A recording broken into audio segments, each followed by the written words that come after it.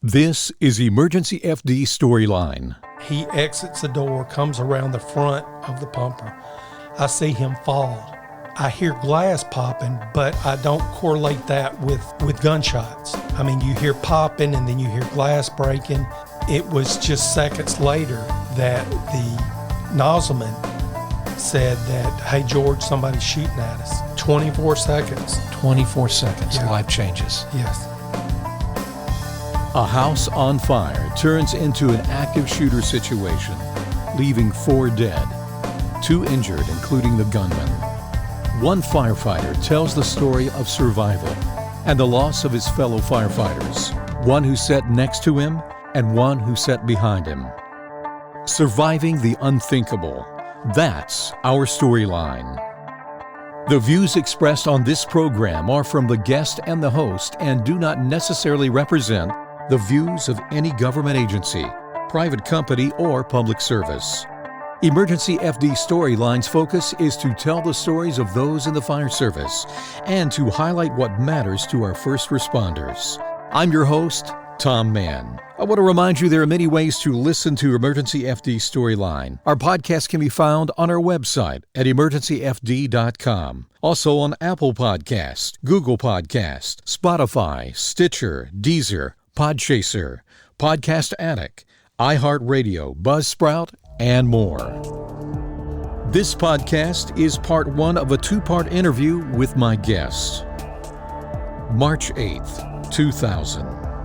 A date I remember, and I'll talk about that later in the second part of our story. On that date, in March of 2000, then Engine 55 driver George Langston responds to a fire call. Seconds after responding on the scene, 2 members of his engine company are cut down by a lone gunman.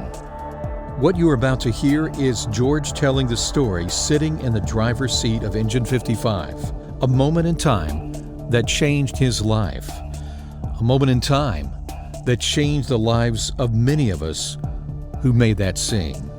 A reminder, this is part 1, Surviving the Unthinkable. That's our storyline.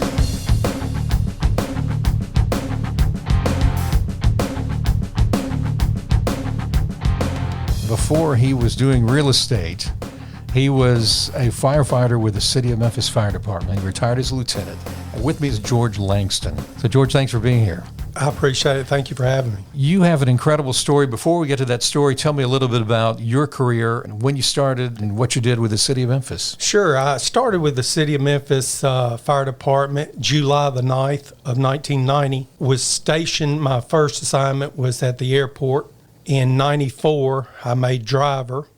I still worked at the airport. In 98, I went to Station 55 in Hickory Hill. That was an annexation that Memphis made. And April of 2003, I made lieutenant. Once I made lieutenant, I was assigned at the training center, and I spent 2 years out there. And at that point, I moved over to Station 47, where I ended up my career in 2018. I know you've had many events in your career, but there is one of them that sticks out because I actually got to see that scene, the aftermath of it. But there was one that you now speak about, talk about, and to me it's something, lessons learned, how to handle a tough situation. And we're talking about what many people, I think they refer to as Bay Hollow, or is there another name used for this incident? Germantown Road incident, I've heard that.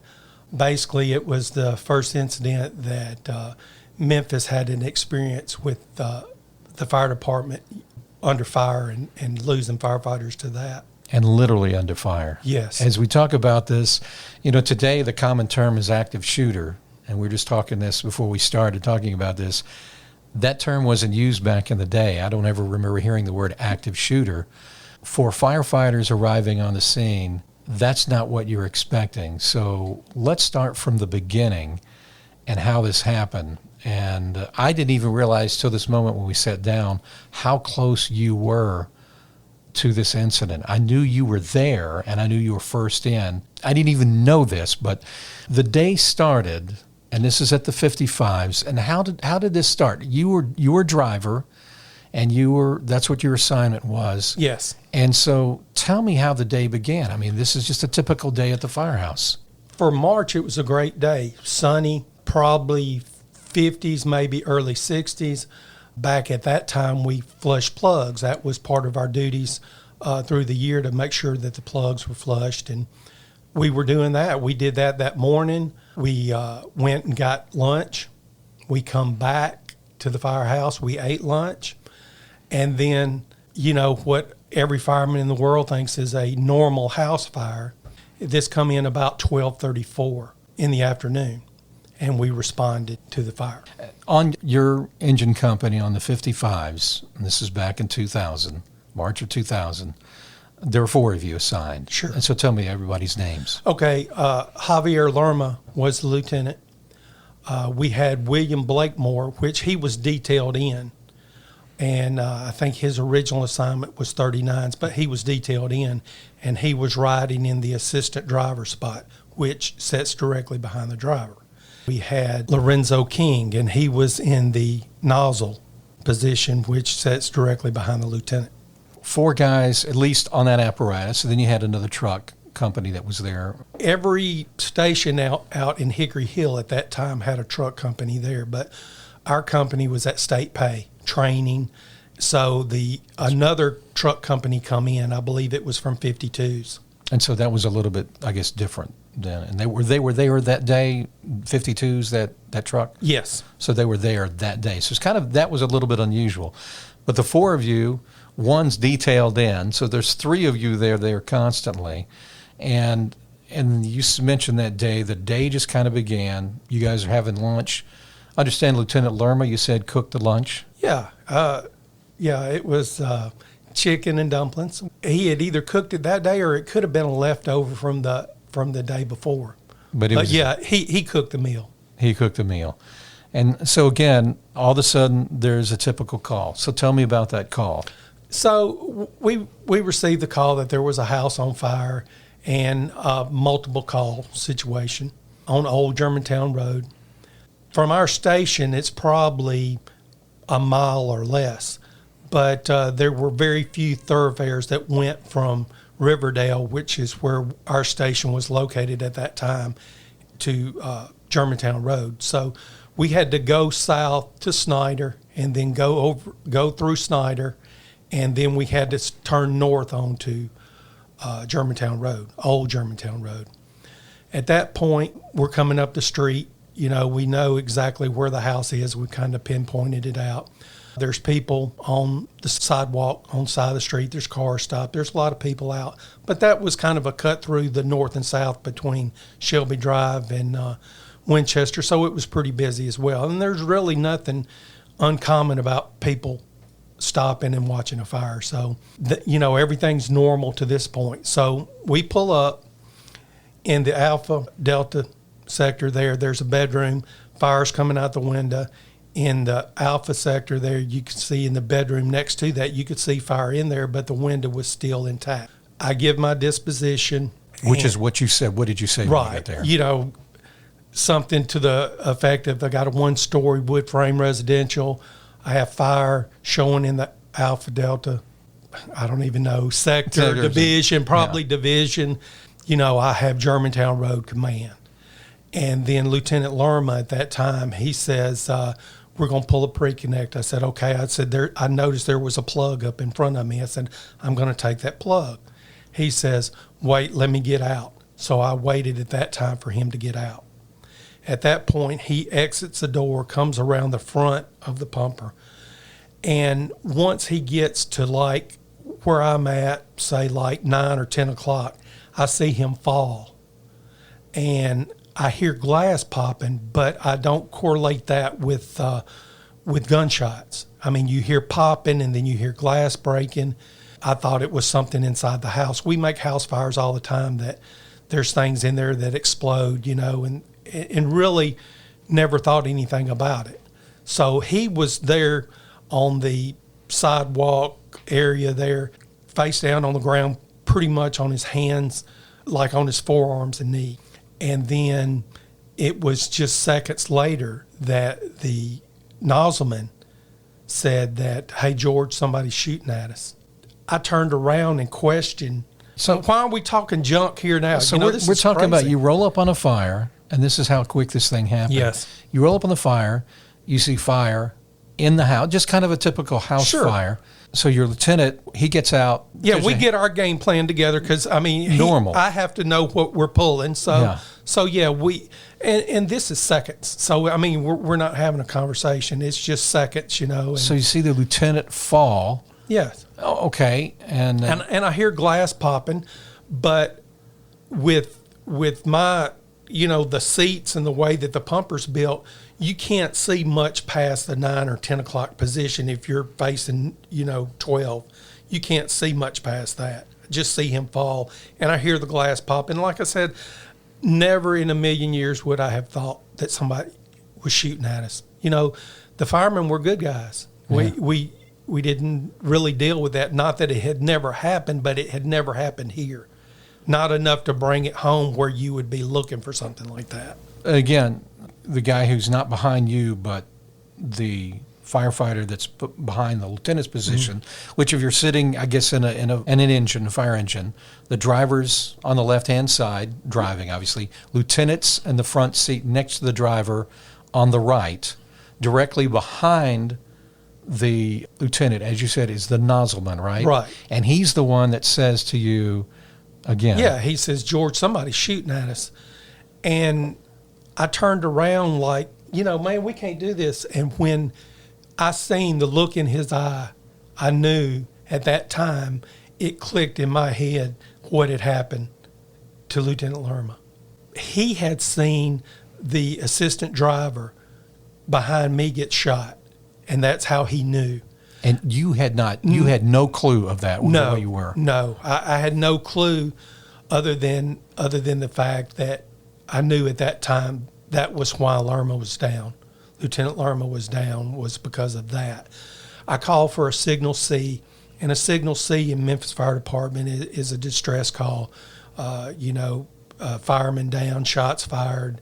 I don't remember the exact, but that's our distress with the Signal C, and that gets everybody rolling. The police, the staff, and more equipment will be staging, and it just, that's basically the call that we use if we're really in trouble. So again, I know I'm going back and forth with this because part of it is that how quick this happened. So we're talking, you mentioned something maybe about 20 seconds. Yeah, 24 seconds. That's what I had heard. And so you go, there was four of you on this apparatus and 2 are shot.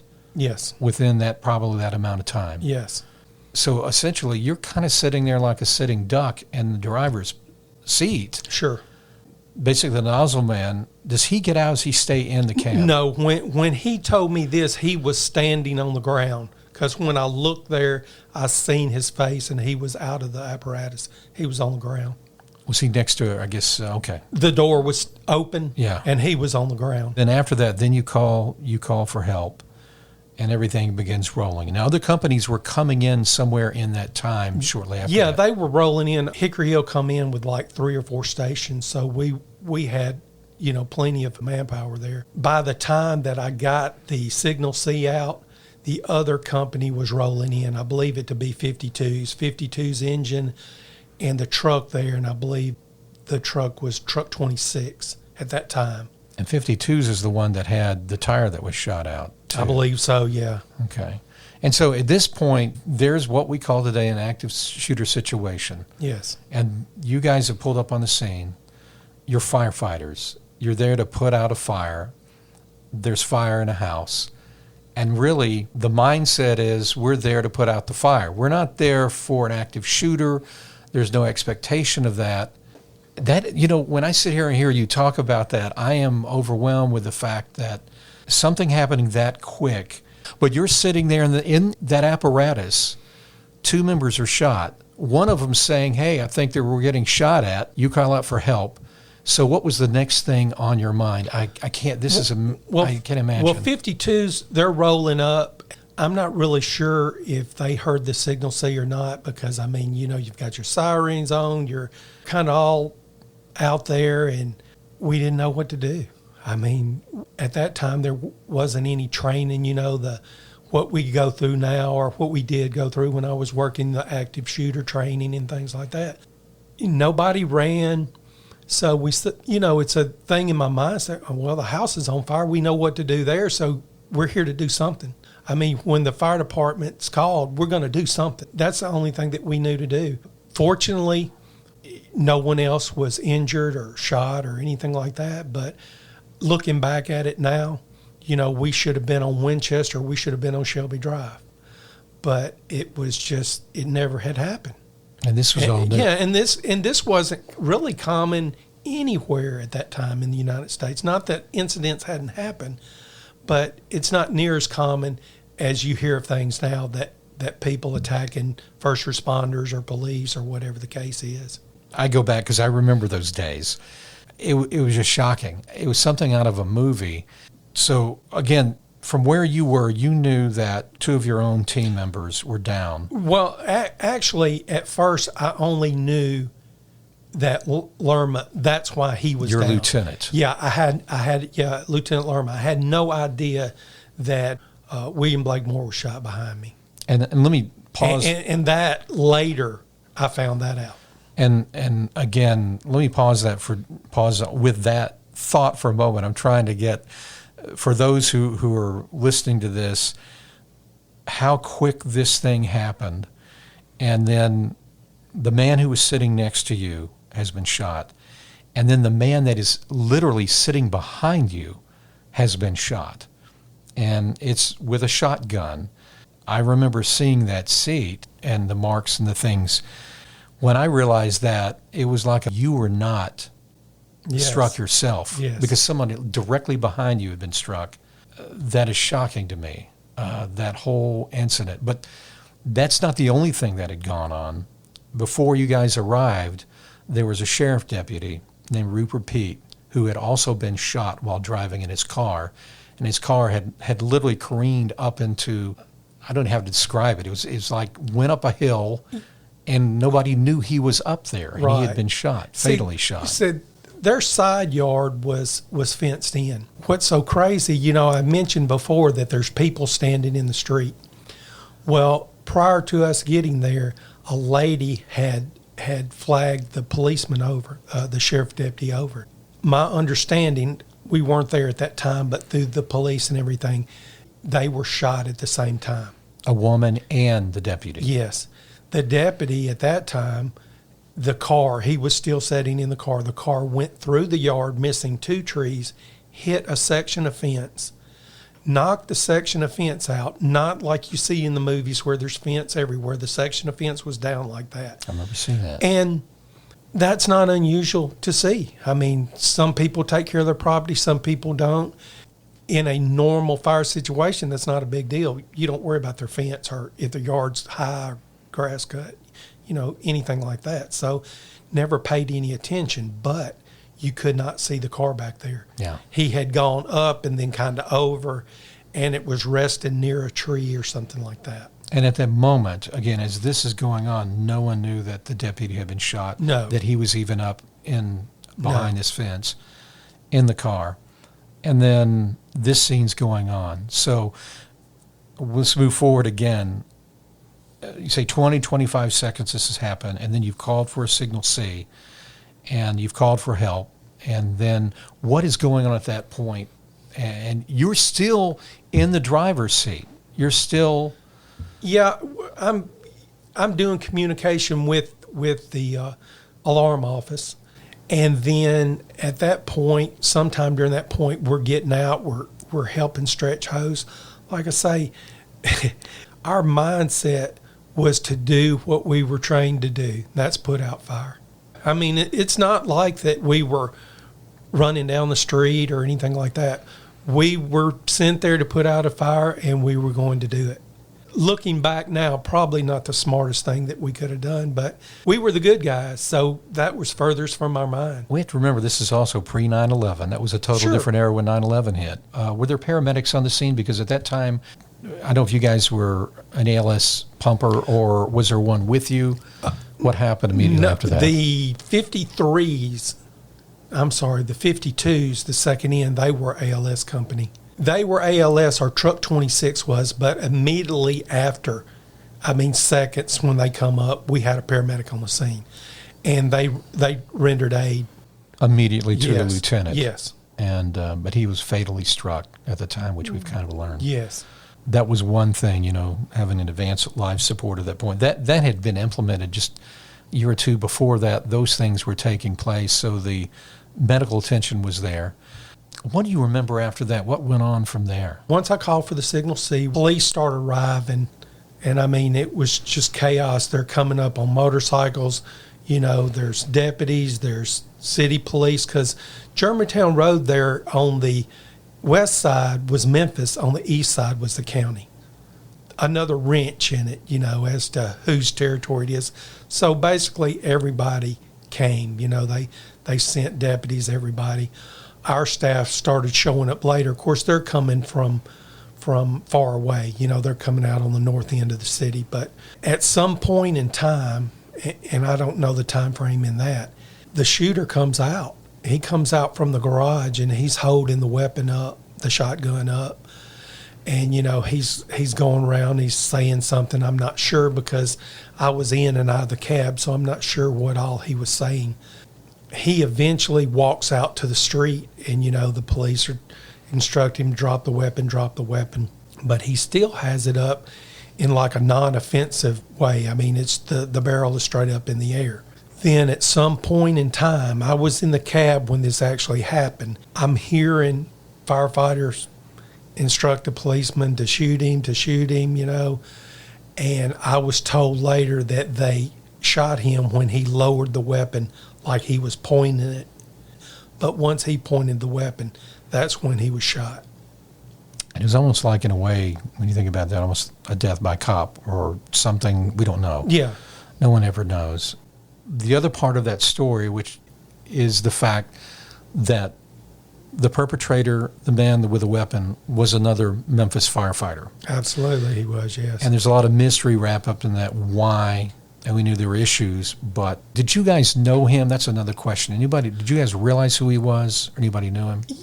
I knew him just from being on the job, but Lieutenant Lerma had worked with him at Station 35, and a lot of the truck company worked with him at 35s as well. Anybody actually identify him out there when he was out there?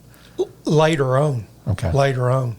At that time, I had no idea that he lived there, and even after he was shot, I had no idea, who it was. And then somebody said later who it was, and of course that even made it worse that one of your own, had turned on you. This particular incident I mentioned to you before we began. When I arrived there, I had a friend of mine he said, I'm working for CNN right now. I kind of looked at him like, what? He said, this thing's all over the country. He told me, he said, you need to let them know this is all over the place. But this is still a working fire. When I got there, it was still going on even. And so again, you're in this fire roll. Even after perpetrator, whoever we want to call him, he's shot down. You guys are still out there doing your job, correct? Yes. The only thing that I did after the initial, myself in 52s, we laid some lines and stuff like that. 53s come on the scene. They laid wide lines in to attack the fire. This was after the shot, after the assailant was down, not after they had shot him. And they took the plug inside of a cove because this house was on the corner of Germantown Road and Bay Hollow, I believe. And they took the plug in the cove. I went down there to help him. I could not stay still. Lots and lots of emotion. I could not stay still. So there again, the only thing that I knew to do was what I was trained to do, the firefighting. That was my saving grace right there. Just let me work. I can tell that emotion's still in your face right now. But how do you, for those on the job now and those who've never been through something like this, obviously you got adrenaline pumping like you probably weren't even aware how much was going on in your mind. You're doing the job that you know what to do. Yeah. you probably hadn't even processed the fact that the lieutenant that you work with was gone. That probably hadn't even processed through your mind completely. You knew another firefighter behind you, sitting behind you, is gone. Another man's been shot out there. The other thing that had happened that everybody didn't know at the time was the gentleman shooting the firefighters had also shot and killed his wife. She was inside the house. There was another engine company that had gone in there and found her. They were dealing with that trauma. They brought someone out, couldn't do anything about that. That whole scene, it was like something out of just a horrible movie. I can't wrap my mind around it. I was out there, so I know what that scene looked like. I'm hearing you telling me this first-end stuff, and I cannot imagine what is going through your head. I'll back up a couple of steps. After the initial thing, the fire department, first they put us on a bus, just kind of to separate us from the scene. They were doing what was right. Probably the best they could try to do. Yeah. I'll say this right now, that they were absolutely great to me, and I feel like they did right by every firefighter there. And there's no book written on this. Yeah. There again, it's pretty much brand new, Putting me on that bus is like putting me in a cage. And I mentioned to you before with the emotions, if you're standing still, they're coming. If I had something in my hands or had a task to do, it was bearable. I got off the bus, and then they moved us around to the backyard of the neighbor, and they were giving us water or whatever. I don't recall all what was going on there, but they were just trying to keep us together. I escaped from there, basically. I mean, nobody gave me permission. I just kind of just walked off because it was just truly emotional. I didn't know what to do. But I did know that it made me feel good to work. And that's how I cope with it. At this point, I know maybe this wouldn't go through your mind, but when, at some point in this time, did it even, the thought go through your mind how close you were from dying during that moment, during that time, or did that come later? No, it really come later. I really never thought of that.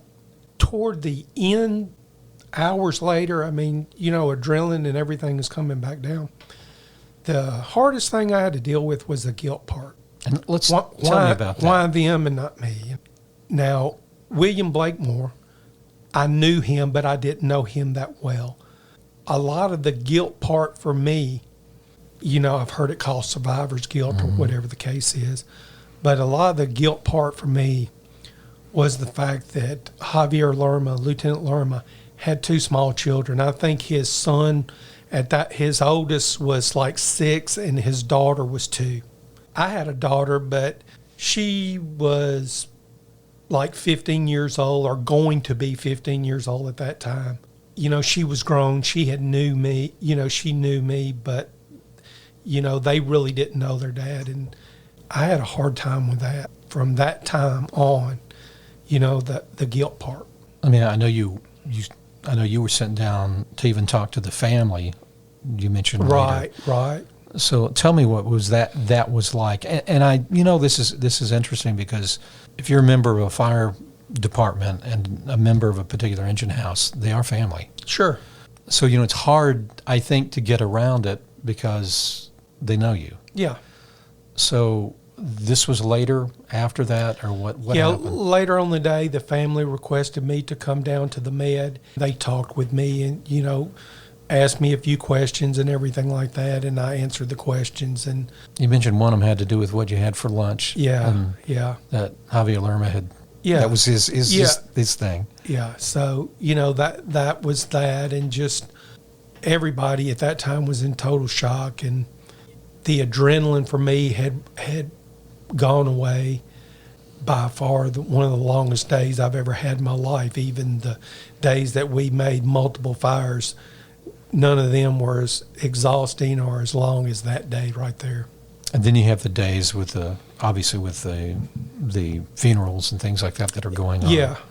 I was honored enough to drive the pumper. And a little backstory on that, it was Six's pumper, And Javier was a second-generation firefighter, and his dad had passed away in a fire. He had died in the line of duty as well. I remember that. There was Yeah. 2 of them in Yes. that family. Yes, and that was Six's pumper, which was his the pumper that had his dad's name on it, and that's the one that they used for the funeral.